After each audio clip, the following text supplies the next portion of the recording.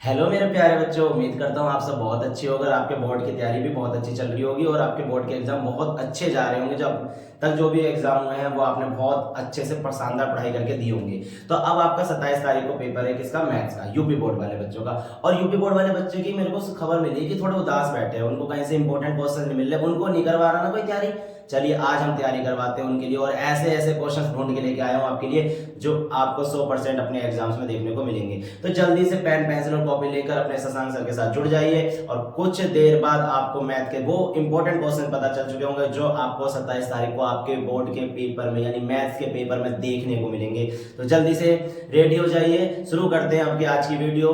मैं हूं आपका शशांक सर और आपका स्वागत है आपके स्टडी विजन क्लासेस में। तो इस वीडियो का पहला क्वेश्चन है prove that root 5 is an irrational number. और बच्चों ये क्वेश्चन बहुत ज्यादा इंपॉर्टेंट है क्योंकि ये क्वेश्चन आपको हर बार बोर्ड के एग्जाम में देखने को मिलेगा और ये क्वेश्चन इस बार भी आपके आएगा। तो ये जो मैं वीडियो बना रहा हूँ ये मेरे सारे बच्चों के लिए है यूपी बोर्ड के, चाहे वो हिंदी मीडियम से हो चाहे वो इंग्लिश मीडियम से हो, सबको अपने इंपॉर्टेंट क्वेश्चन इस वीडियो से मिल जाएंगे जो आपको 27 तारीख के एग्जाम्स में आने के हाई चांसेस होंगे। तो पहला क्वेश्चन है prove that root 5 is an irrational number, मतलब सिद्ध करो कि रूट 5 एक अपरिमेय संख्या है। तो बच्चों कैसे करना है इसे, prove that root 5 is an irrational number यानी सिद्ध करना है कि रूट 5 एक अपरिमेय संख्या है। तो बच्चों सबसे पहला हमें काम करना है कि जो हमारा रूट 5 है जिसको हमें इरेशनल नंबर प्रूव करना है उसको हम उसके अपोजिट यानी कि रैशनल नंबर मानेंगे। कैसे करेंगे, हम लिखेंगे let root 5 is a rational number such that root 5 is equal to p upon q where p and q are co-prime number। मैंने क्या मान लिया बच्चों, मैंने मान लिया रूट 5 एक रैशनल नंबर है जहां root 5 is equal to p. अगर रैशनल नंबर है तो सिंपल सी बात है रूट 5 पी अपॉन क्यू के बराबर हो जाएगा क्योंकि रैशनल नंबर वही होते हैं जो पी अपॉन क्यू की फॉर्म में लिखे जा सकते हैं। Where p and q are coprime number, जहां को पी और क्यू आपका को प्राइम। अभी को प्राइम नंबर क्या होता है सर, को प्राइम नंबर आप सबको पता है बच्चों, बहुत बार पढ़ा होगा कि ऐसे दो नंबर जिनका पेयर जब पेयर में हो तो वो किसी सेम टेबल से डिवाइड ना हो, 1 के अलावा उनका खाली कॉमन फैक्टर 1 होना चाहिए, उन्हें हम प्राइम नंबर को प्राइम नंबर कहते हैं। अगर मैं इसको हिंदी में लिखूं, माना रूट 5 एक परिमेय संख्या है जिसे हम P अपॉन Q लिख सकते हैं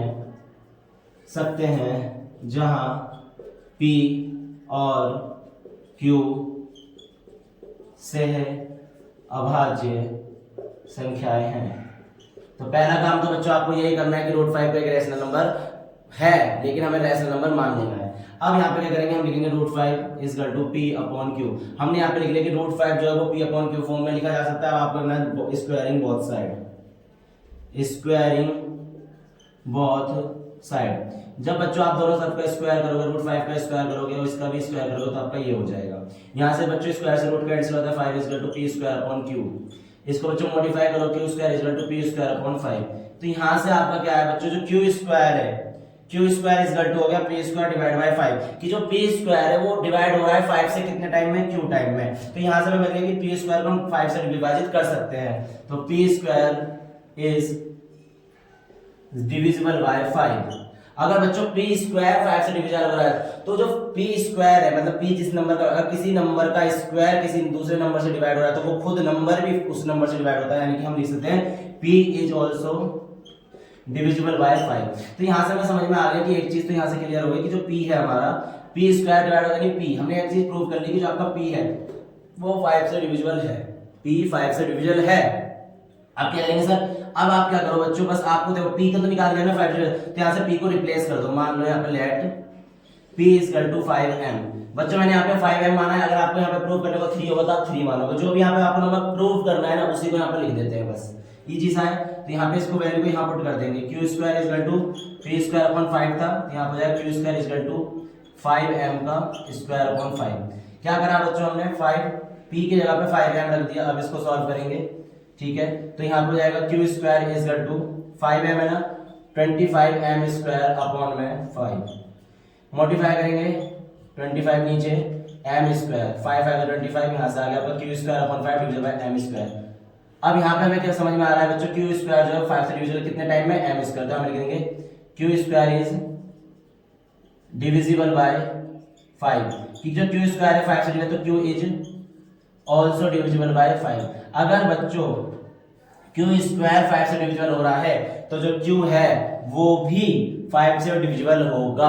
अगर क्यू स्क्वायर को 5 विभाजित कर सकता है तो क्यू भी 5 से विभाजित हो जाएगा। तो यहां से बच्चों एक चीज आपको समझ में आ गई, मैंने स्टार्टिंग में क्या बोला था कि P और Q दोनों को प्राइम है। को प्राइम मतलब जो खाली कॉमन फैक्टर 1 होना चाहिए था, लेकिन यहां तो देखो P जो है वो भी 5 से डिविजिबल हो गया, Q जो है वो भी 5 से डिविजिबल हो गया, इसका मतलब P और Q दोनों ही 5 से डिविजिबल हो रहे हैं, तो इनका तो कॉमन फैक्टर 1 नहीं हो रहा, कॉमन फैक्टर 5 हो रहा है। तो इसका मतलब जो हमने माना था वहां पे हम कहीं ना कहीं गलत साबित हो रहे हैं, यानी कि हम लिखेंगे यहाँ पे P and Q both are divisible by 5, ठीक है, ये तो दोनों डिविजिबल हो रहे हैं ना 5 से, so this contradict our assumption, यानी कि जो हमने एज्यूम करा था, हमने माना था कि √5 एक परिमेय संख्या है, यानी रैशनल नंबर है, और P और Q दोनों सहभाज्य हैं, यानी को प्राइम नंबर है, लेकिन ऐसा तो यहाँ पे नहीं हो रहा है, P और Q तो सहभाज्य नहीं हो रहा है, को प्राइम नहीं हो रहा है, क्योंकि दोनों 5 से डिविजिबल हो रहे हैं। तो यानी कि दिस कंट्राडिक्ट आवर अजम्पशन, ये हमारी अजम्पशन जो हमने माना है उसको कॉन्ट्राडिक्ट कर रहा है, उसका विरोध कर रहा है। तो इसलिए हमें आप हिंदी वाले बच्चे लिख सकते हैं P और Q दोनों ही 5 से विभाजित हो रहे हैं। ये घटना हमारे जो हमने माना है उसको क्या करती है, विरोध करती है। इसका मतलब अगर ये हमारी अजम्पशन गलत साबित हो गई, अगर हम लोग माना था रैशनल, अगर ये रैशनल नहीं है तो फिर क्या होगा, इरेशनल होगा। सो हेंस अतः √5 इज एन इरेशनल नंबर। बच्चों बहुत इजी तरीके से आपको ये क्वेश्चन समझ में आ गया होगा, और ये जल्दी से नोट कर लीजिए क्योंकि ये आपके बोर्ड के एग्जाम में आने वाला है। अगर मान लो यहाँ √5 की जगह √2 आ जाए तो बच्चों पूरी प्रोसेस आपको यही रखनी है, बस क्या चेंज कर देना है, जहां पर मेरा 5 लिखा हुआ है वहां पर आपको 2 लिखते चले जाना है, ठीक है। तो बच्चों क्वेश्चन नंबर 2 है आपका, prove that 5 + √3 is an irrational number, कि सिद्ध करो कि 5 + √3 इज एक अपरिमेय संख्या है। तो कैसे करना है, बहुत इजी वे में करेंगे, इसको भी मान लेंगे। पहले हम इसमें let 5 + √3 is a rational number, और अगर बच्चों ये रैशनल नंबर है तो मैं आपको बताया था it can be written as P/Q। तो इसको हम P/Q फॉर्म में लिख सकते हैं, where P and Q are co-prime integers, ठीक है। हिंदी में कैसे लिखोगे बच्चों, 5 + √3 एक क्या है, परिमेय संख्या है जिसको हम P/Q की तरह लिख सकते हैं, और जहां P और Q एक सहभाज्य संख्याएं हैं। तो बच्चों इस क्वेश्चन को आगे से ऐसे सॉल्व करना है, बहुत इजी है। अगर बच्चों मैंने माना कि P/Q इसको लिख सकते हैं, तो 5 + √3 को हम लिख सकते हैं 5P/Q, 5 + √3 को हम लिख सकते हैं P/Q। यहां से बच्चों थोड़ा सा रीअरेंज करेंगे और प्लस को इधर लेके जाएंगे -5। यहाँ पे एक कंडीशन बनी बच्चों, P/Q -5, P/Q -5। अब आपको पता है P/Q है, यहाँ पे आप लिखोगे P/Q and 5 both are rational number, सही है ना, ये दोनों रैशनल नंबर है। आपको पता है P/Q अगर लिखा हुआ है कोई भी नंबर तो रैशनल नंबर होता है, और आपका 5 भी एक रैशनल नंबर होता है, तो ये रैशनल नंबर हो गया। So their difference will also a rational number. तो इनका जो डिफरेंस है बच्चों, इनका जो डिफरेंस है आल्सो रैशनल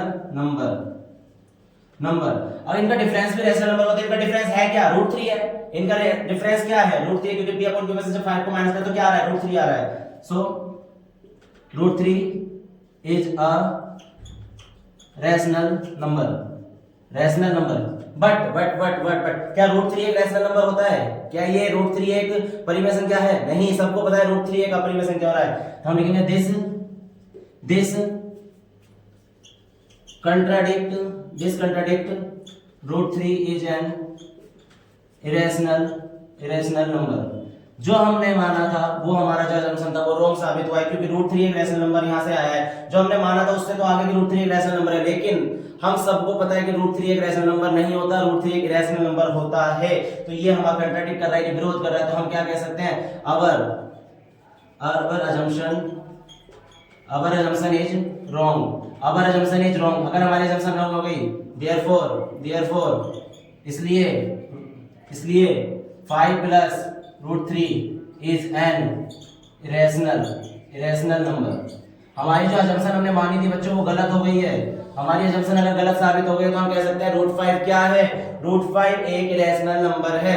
होप करता हूं ये क्वेश्चन सबको समझ में आया होगा। ये मोस्ट इंपोर्टेंट क्वेश्चन है, आपके एग्जाम में आपको देखने को मिलेगा। कैसे मिलेगा, बस यहाँ पे थोड़ी बहुत वैल्यू चेंज हो जाएंगी, लेकिन आपको सिंपल वही करना है, रीअरेंज कर देना है कि जो आपका इरेशनल नंबर है, यानी कि जो आपका √3 है, चाहे √5 हो, चाहे √2 हो, उनको आपको एलएचएस में एक तरफ रख देना है, बाकी चीज को दूसरी साइड लेके जाना है। वहां पे चाहे प्लस वाली कंडीशन बने चाहे ऐड वाली कंडीशन लगे, आपको बस ये देखना है कि वो दोनों नंबर रेशनल नंबर होंगे, तो उनका चाहे एडिशन हो चाहे उनका सब्ट्रैक्शन हो, वो भी रेशनल नंबर होगा।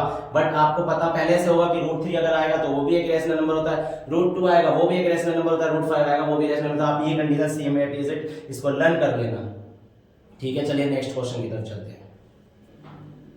तो आपका क्वेश्चन नंबर 3 है, find the zeros of the quadratic polynomial x² + 7x + 10 and verify the relationship between the zero and it's coefficient. बच्चों ये क्वेश्चन तो आपके एग्जाम्स में आएगा ही आएगा, तो जल्दी से इसको समझ लीजिए। यहाँ पे थोड़ा बहुत चेंज हो सकता है, लेकिन इस तरह का एक क्वेश्चन आपको बोर्ड के एग्जाम में, यानी आपके मैथ एग्जाम में 27 तारीख को आपको सबसे पहले देखने को मिलेगा 2 नंबर में। तो ये क्वेश्चन में क्या है, find the zeros of the quadratic polynomial.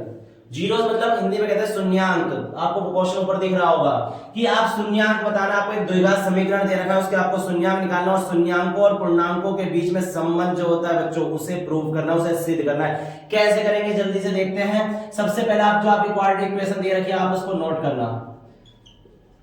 आपने क्वाड्रेटिक इक्वेशन लिखी, अब क्वाड्रेटिक इक्वेशन आपको मिल चुकी है। इस क्वाड्रेटिक इक्वेशन के आपको क्या निकालना है, जीरोस निकालना है। जीरोस निकालने के लिए पहले आपको इसके गुणनखंड यानी इसके फैक्टर करने पड़ेंगे। फैक्टर करने का तरीका वही है, स्प्लिटिंग मिडल टर्म से फैक्टर करते हैं हम इसका।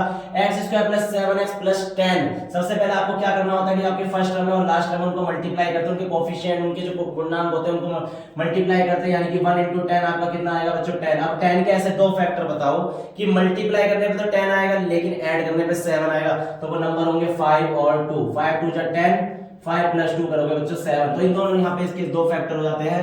आप 7 को लिख दोगे 5 + 2 x + 10। ठीक है, x² 5 की मल्टीप्लाई 5x + 2x = 10। ठीक है, +10 यहाँ पे दो का पेयर बना देंगे। अब इन दोनों पेयर में से कोई चीज कॉमन आएगी उसे बाहर ले लेंगे। जैसे x कॉमन है ना, x² है, यहाँ पे एक x है। अब देखिए बच्चों जो 2 है वो 5 है, 2 के टेबल में 10 आता है ना, 2 कॉमन आएगा तो x + 5 हो जाएगा। अब यहाँ पे दो टर्म बन गई, इनमें क्या कॉमन आ रहा है, इसमें x + 5 कॉमन आ रहा है, यहाँ से x + 5 बाहर आ गया तो यहाँ से बचा x + 2। यहाँ तक सबको समझ में आ गया होगा। मैंने गुणनखंड या फैक्टर निकाले। अब इसके जीरोस कैसे बनाने हैं, तो जीरोस हो जाते हैं बच्चों इन दोनों को 5 के 0 को इक्वल रख देते हैं। यहाँ पे आपका जीरोस होगा, यहाँ पे आपके 0 लोगे, यहाँ पे 0 लोगे, यहाँ भी 0 होगा, तो यहाँ पे 0 होगा तो यहाँ पे 0 के इक्वल रखेंगे दोनों कंडीशंस को। तो यहाँ पे जब 0 के इक्वल होगा तो x = -5 आ जाएगा और यहाँ से x = -2 आ जाएगा।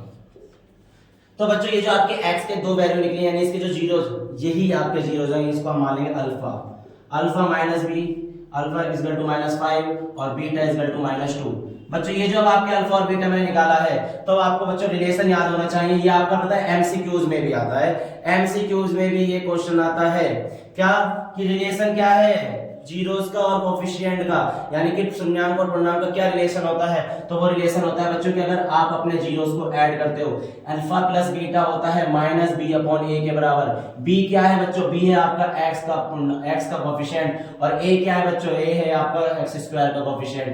तो यहां से बच्चों आपको पहले a b c फाइंड करो। सबको पता है यहाँ पे a क्या होगा, a आपका 1 होगा। कंपेयर करेंगे अगर क्वाड्रेटिक इक्वेशन से, क्वाड्रेटिक इक्वेशन सबको पता है ना ये होती है। अगर मैं इससे कंपेयर करूं तो इसके आगे कुछ नहीं तो 1, a = 1 आएगा, b = आपका 7 आएगा और c = आपका 10 आएगा। तो यहां से a b c निकल गया।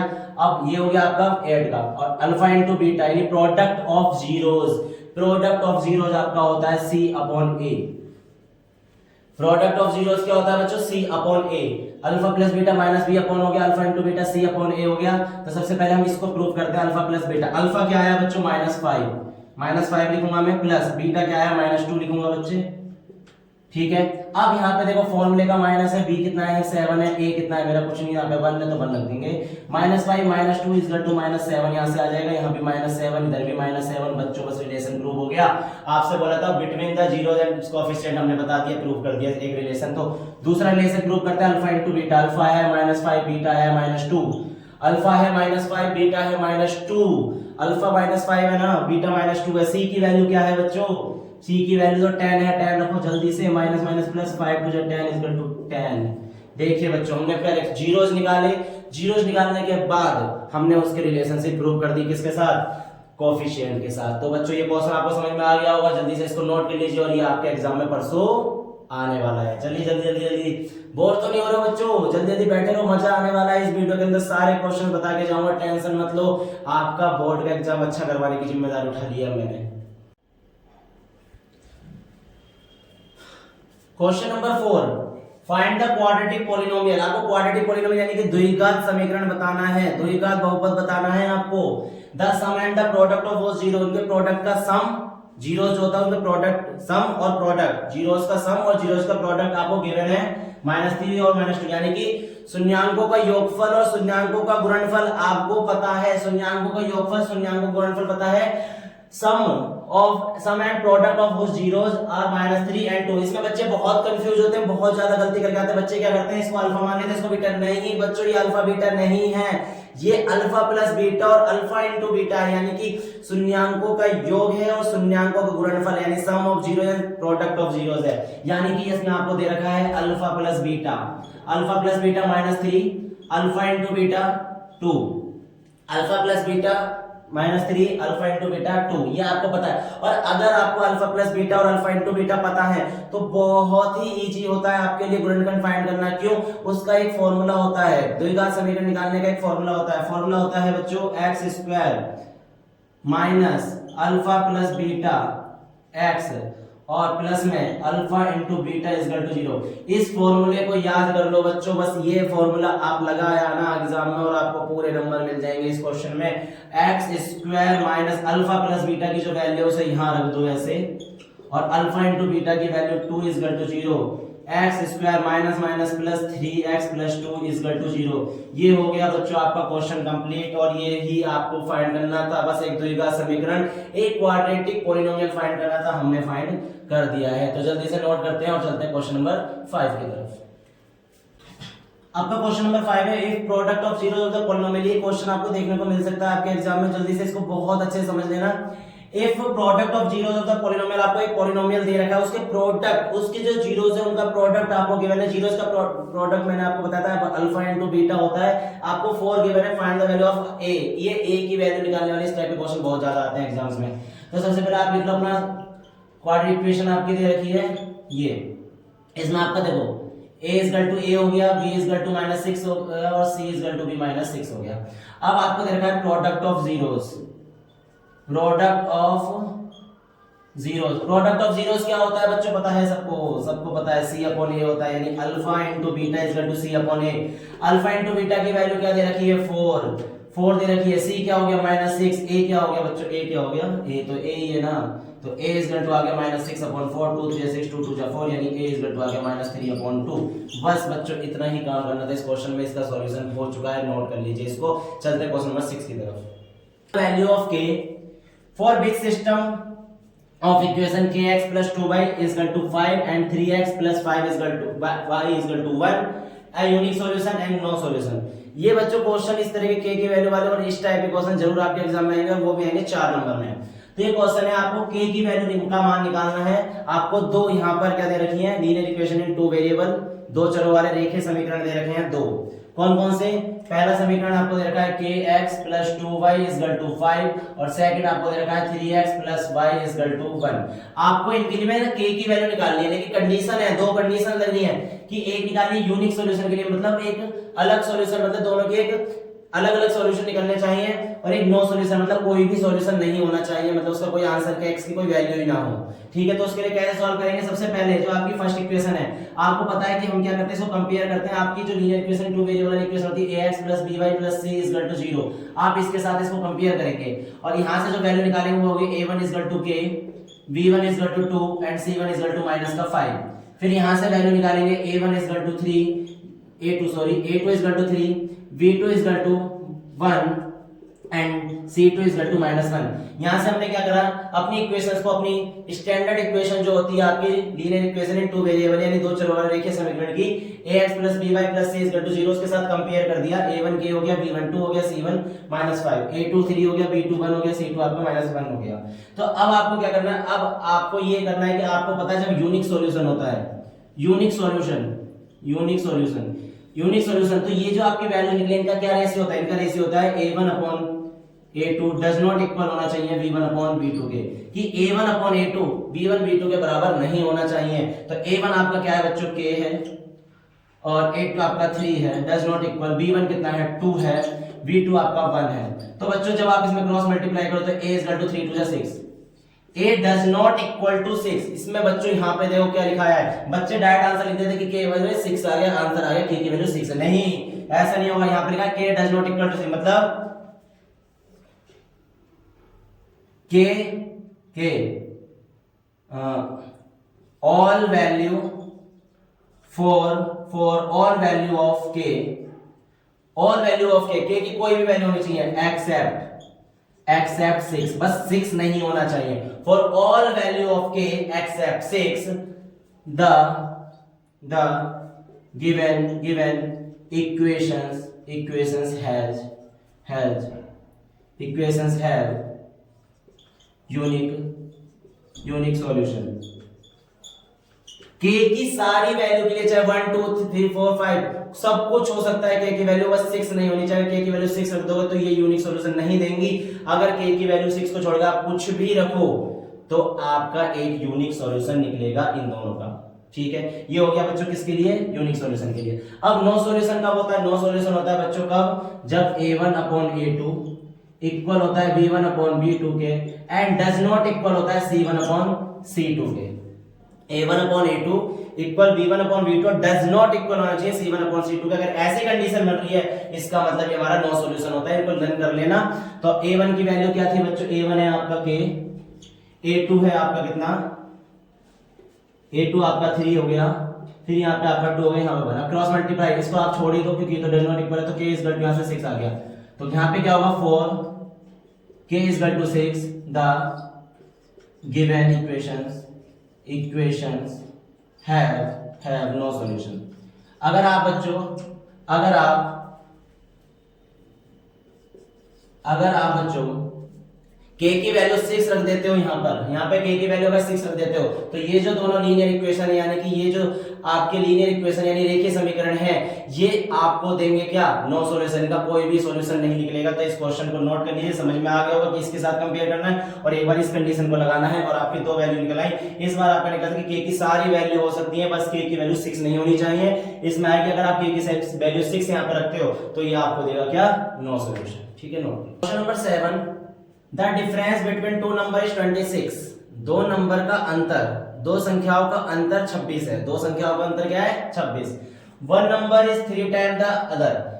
एक नंबर दूसरे नंबर का 3 गुना है, एक नंबर दूसरे नंबर का 3 गुना है, तो बताओ वो नंबर्स क्या होंगे। तो बच्चों इसमें सिंपल सी बात है, कंपैरिजन दे रखी है। यहाँ पे हमें इक्वेशन बनानी है, लीनियर इक्वेशंस बनाएंगे हम 2 वेरिएबल वाली और आराम से क्वेश्चन सॉल्व कर लेंगे। सबसे पहले हम करेंगे late 2 numbers will be x and y। माना दो संख्याएं x और y हैं। मान लिया हमने कि दो संख्याएं आपके पास x एंड y, दोनों का डिफरेंस मतलब अंतर क्या हो गया, यानी कि x minus y is equal to आपको दिया है 26। ये आपकी हो गई इक्वेशन 1। फिर क्या दे रखा है इन दोनों में कंपैरिजन। जब भी दो नंबर में कंपैरिजन की बात हो, चाहे वो ट्वाइस दे रखा हो, थ्राइस दे रखा हो, कुछ भी दे रखा हो, मोर देन लेस देन, कुछ भी कंपैरिजन दिया है तो सबसे पहले दो नंबर को आप इक्वल में लिखो, x is equal to y। अब मैं आपसे पूछता हूं, दो नंबर है आपके पास, एक x है, एक y है, एक x है, एक y है, क्या x और y दोनों बराबर हैं? नहीं, बराबर नहीं है ना। क्यों नहीं है बराबर? कि उसमें ऊपर लिखा है वन नंबर, एक नंबर 3 टाइम द अदर, कि एक नंबर दूसरे नंबर से 3 टाइम ज्यादा है। यानी कि मैंने मान लिया जो x है, let x greater than y, हमने मान लिया कि जो x है वो y से बड़ा है। यानी कितना बड़ा है x? 3 टाइम बढ़ा है। कितना बढ़ा है? 3 टाइम बढ़ा है। यानी कि अगर ये इससे 3 टाइम बनाकर मुझे दोनों तरफ बराबर करना हो तो मुझे इसमें भी 3 से मल्टीप्लाई, तो सेकंड इक्वेशन बन गई आपकी ये। अब आप इसको, मैंने आप लोगों को इस चैप्टर के अंदर 3 चीजें पता है, एक graphical method, substitution method and elimination method. जो मेथड अगर क्वेश्चन में नहीं लिखा है कि आपको पर्टिकुलर इसी मेथड से सॉल्व करना है, तो आप कोई से भी मेथड से सॉल्व कर सकते हो। तो हम इसे सॉल्व कर देते हैं सब्स्टिट्यूशन मेथड में, क्योंकि हमें x की वैल्यू पता है।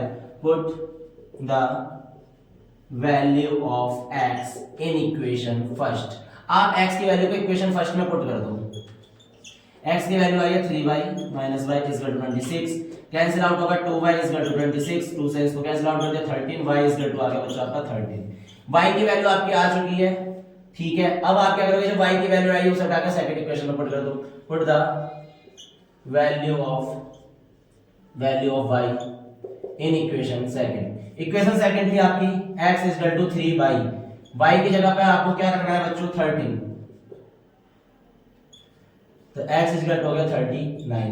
आपके दो आंसर आ चुके हैं, एक x की वैल्यू 39 आ चुकी है और y की वैल्यू 39। सो रिक्वायर्ड, यहां लिख देंगे हम रिक्वायर्ड नंबर्स आर 13 एंड 39। तो इट्स द फाइनल आंसर। ये आपको क्वेश्चन आपको समझ में आ गया हो कि आपको क्या करना है, माना दो संख्या x एंड y है, जिसमें x और माइनस y 26 दे रखा है आपको।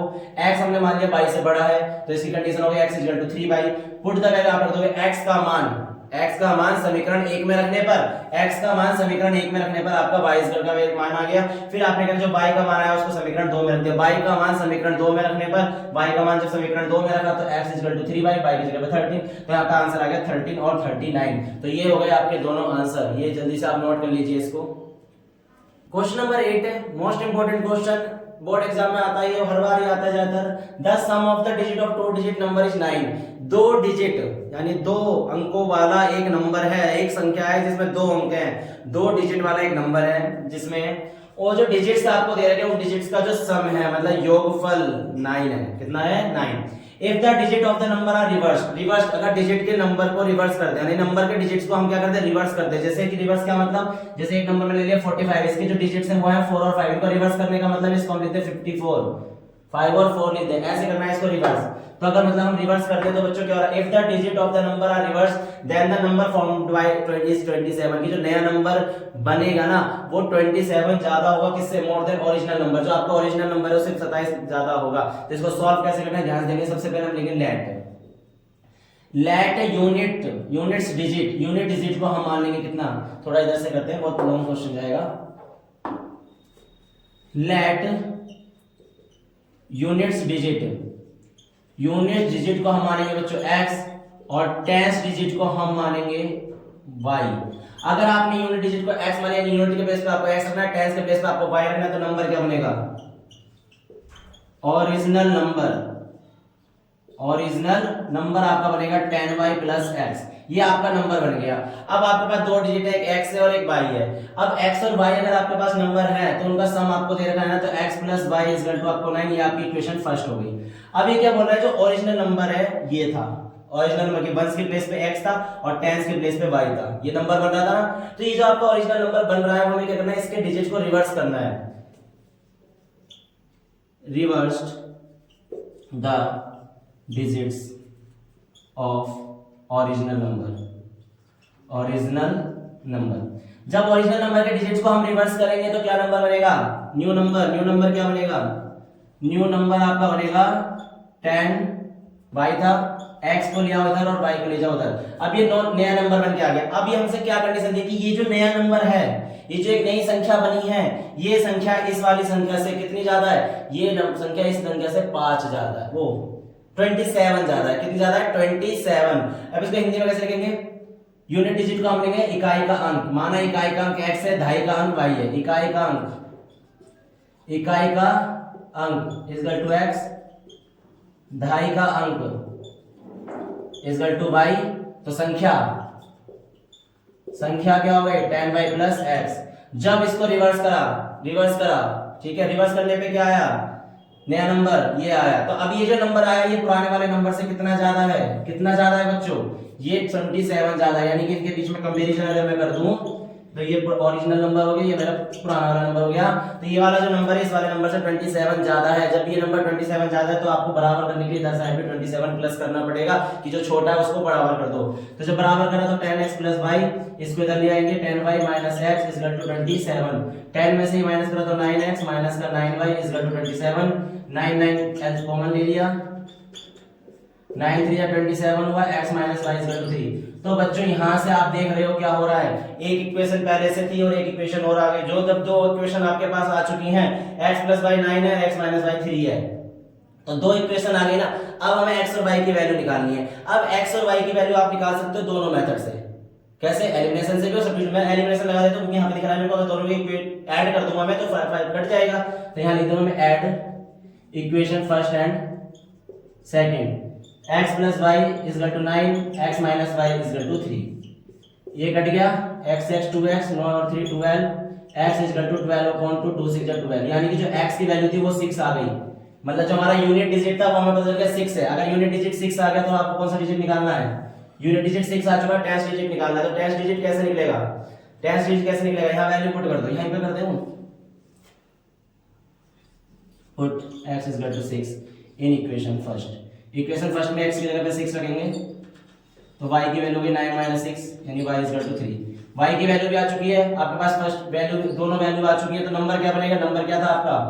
10y प्लस x था, y की वैल्यू 3 है, x की वैल्यू 6 है। Number 3 10 30 30 30 plus 6 36। आंसर आ गया आपका 36 की वो दो नंबर, वो दो डिजिट का नंबर क्या होगा? वो 2 डिजिट का नंबर होगा 36। नोट कर लीजिए।